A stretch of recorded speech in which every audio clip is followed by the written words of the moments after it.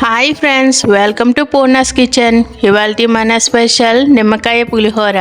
ఈ నిమ్మకాయ పులిహోర చాలా రుచిగా ఉంటుందండి. అలాగే చేసుకునే ప్రాసెస్ కూడా చాలా సింపుల్గా చేసుకోవచ్చండి. పండగలప్పుడు దేవుడికి నైవేద్యంగా పెట్టడానికి, లేదంటే లంచ్ బాక్స్లోకి ఏదైనా అప్పటికప్పుడు చేసుకోవాలన్నా బ్యాచిలర్స్తో సహా ఎవరైనా చాలా సింపుల్గా చేసుకోవచ్చండి. పెద్ద టైం పట్టదు.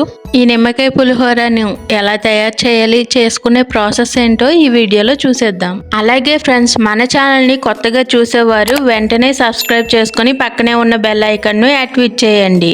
మన ఛానల్లో వచ్చే ప్రతి రెసిపీని మీరు చూడవచ్చు. ముందుగా ఒక 2 గ్లాసుల బియ్యం తీసుకొని వీటిని శుభ్రంగా కడుక్కొని అందులో ఒక చిటికెడు పసుపును వేసుకొని ఉడికించుకుందాం. చూడండి, బాగా ఉడికిపోయింది. పసుపు కూడా మంచి కలర్లో వచ్చింది.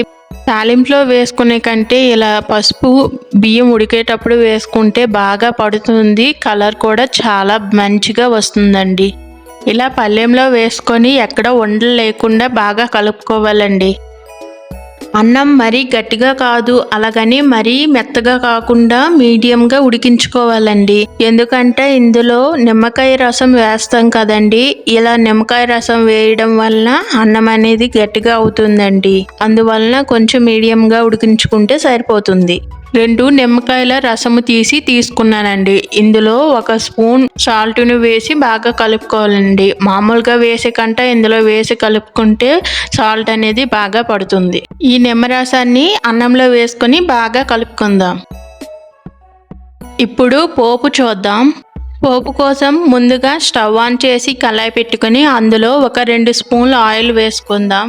ఆయిల్ వేడయ్యాక అందులో 4 స్పూన్ల వేరుశనగ పలుకులను వేసుకుందాం. వేరుశనగ పలుకులు వేగడానికి టైం కొంచెం ఎక్కువగానే పడుతుందండి. అందుకే ముందుగా వేరుశనగ పలుకులను వేయించుకోవాలి. ఇది కొంచెం వేగాక ఇందులో 2 స్పూన్ల శనగపప్పును వేసుకుందాం.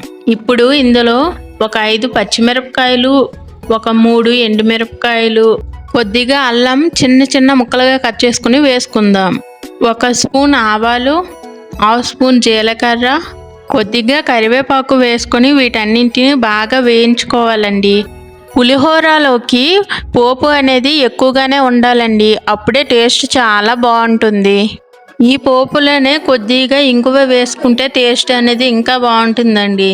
ఇది బాగా వేగాక ముందుగా కలిపి పెట్టుకున్న అన్నంలో ఈ పోపును వేసి కలుపుకుందాం. వీటిని బాగా కలుపుకోవాలండి.